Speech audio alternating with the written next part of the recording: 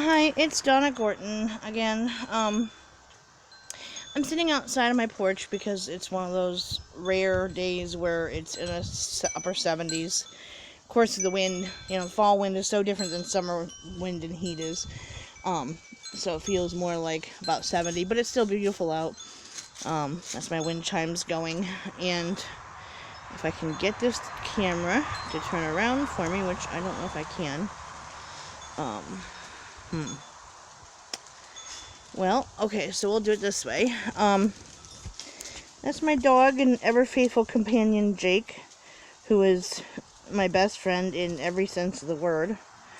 And this is the main yard that I use. I call it my backyard, even though it's really on the side of the house because it's in the back door. um, yeah, never mind. So I'm seeing all the leaves, raining down, and it's beautiful out right now, but at the same time, another year is coming to close, and I don't know about anybody else, but that always gives me pause to think of, my gosh, another year has gone by, and the changes that have happened in that year, good and bad, and put my glasses over there. I guess I want to do this one on because I'm kind of pensive today. I don't know why, but I just am. And I wanted to talk about our support systems, our resources that we have as people who live with chronic pain. And unfortunately, those resources tend to be quite few. If we have a partner, a spouse, boyfriend, girlfriend, whatever, they, while they are usually supportive most of the time, some of the time, they can't fully understand what it's like that we live with because they have never experienced it themselves to know, or that level of pain. And so it's difficult for them to comprehend, why we can't do different things, etc. Lots of times, because we end up losing mobility and social life, social activities, perhaps not being able to work anymore. And because of that, I know for myself, any friends I've ever had in my life, in my adult life, have always been through work associations. So once I was no longer able to work anymore, there went those.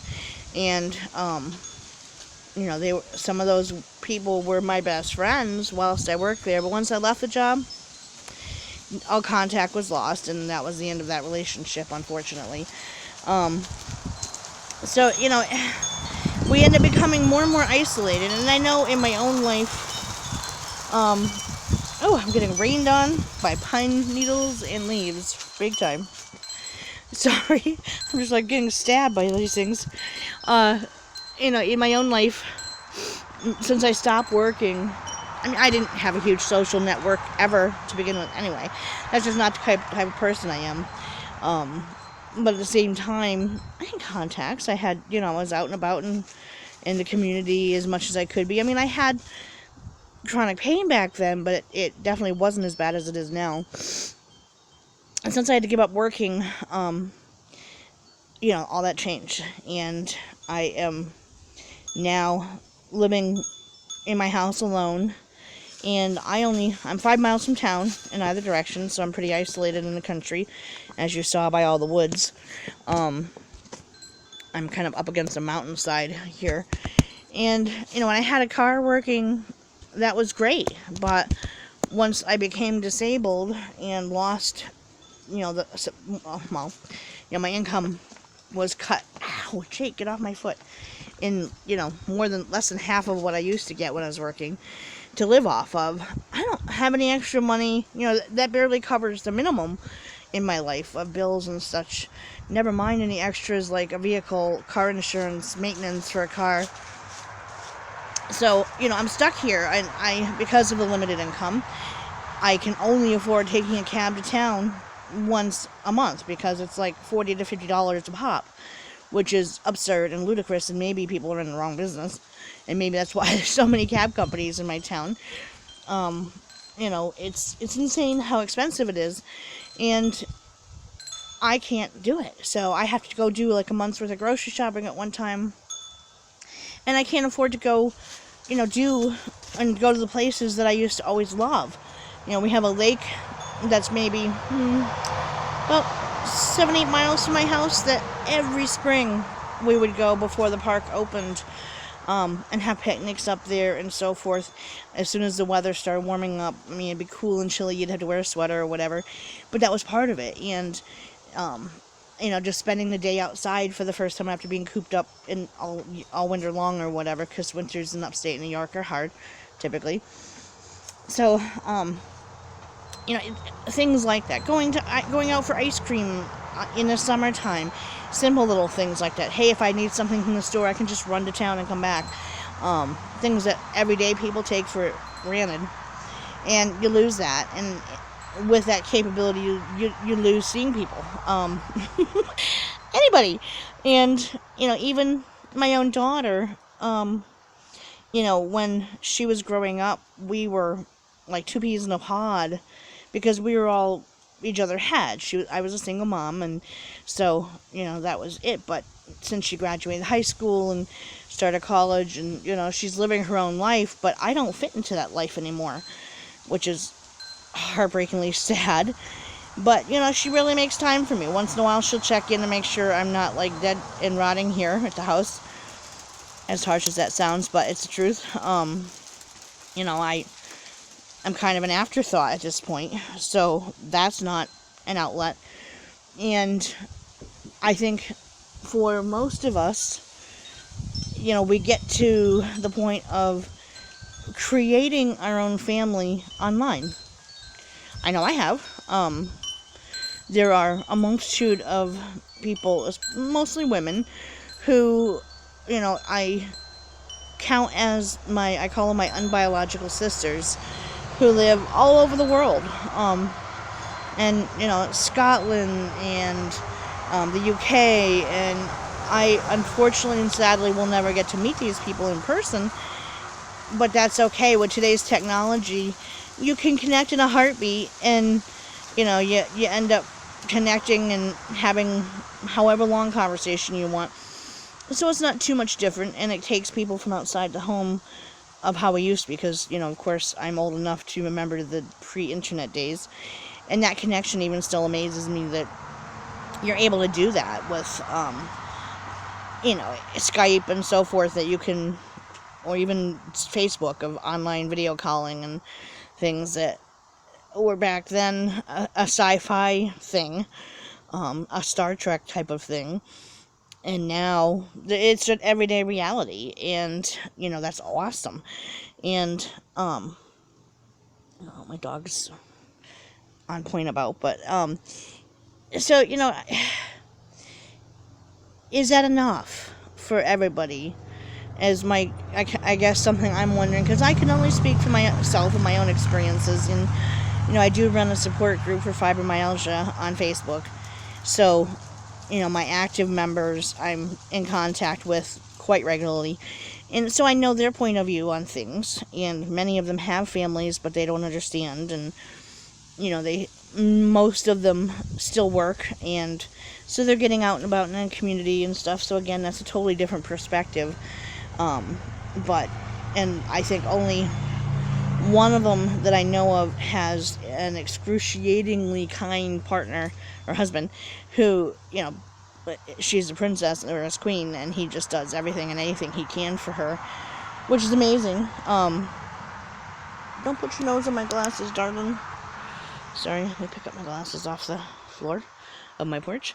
But that's so rare. I can't imagine what that must be like, because it may be in part because of my pain issues. I've never had a real long-lasting, successful relationship with anybody.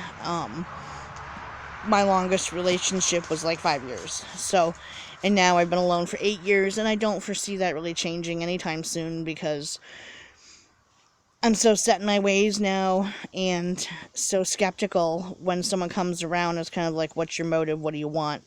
And distrustful, because I've been alone so long.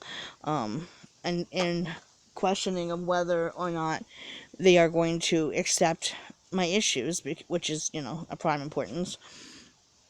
And also my animals, because my animals, I have a dog and now 2 cats. I lost a cat um, a week ago, going on 2 weeks ago now, whom I've had for 11 years. And that was, pretty devastating and hard. But then I took in my daughter's old cat from a good friend of mine. And so we're getting used to her in the household now. So I'm back to 2 cats again and a dog. But they're like my kids. And only people who treat animals like family would understand what that's like. And if you don't, and if it's just a dog or just a cat, then you have no idea of that bond, of how big it can be, and how I'm a dog mom, I'm a cat mom, and they act like that towards me, and so I've taken on that role for them. So they're my resources. There's been plenty of times where I have been in so much pain. It's off the 1 to 10 pain scale and up to the eaten by a bear level is what we call it in my group, or mauled by a bear is the next step down, where pain meds aren't touching it and you just want to curl up in a ball and die, or you're bargaining with God to stop it. And my dog has been my comfort blanket. He comes over and he lays next to me and he looks worried and concerned, and he gives me dog hugs, I call them, or puppy hugs, where he will back himself up against me and lean. So it's and then just want me to have my arms around him. And, that's more than a lot of people get from a human. Sad, that's a reality, but it's true.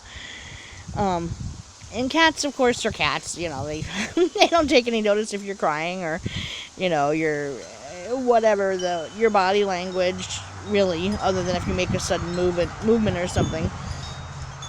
But they're nice to cuddle with, and their purrs and stuff are relaxing and so forth. So, cats are cats, and there's a difference. But at any rate, I just am curious, I guess, on what other people have for their resources in their life. And if you want to, and if you see this video, please feel free to comment below and like the video and subscribe to my channel and tell me what you have in your life as a support system, because it's so important to have one.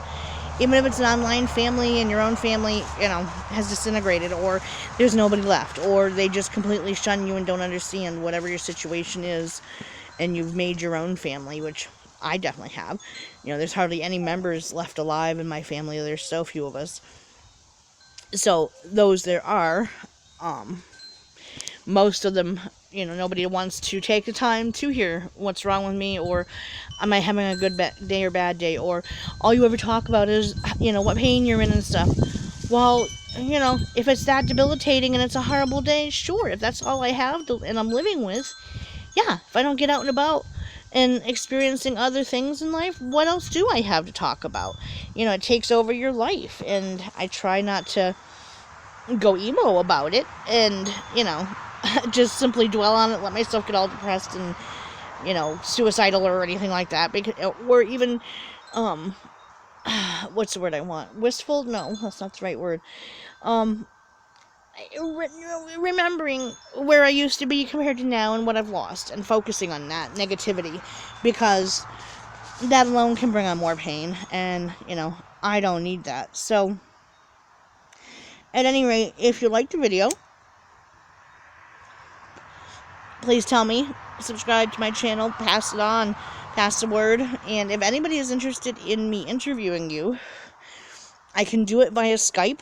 I don't have all this high-tech equipment that some of these YouTube channels have, as far as video cameras, hookups, and all that stuff.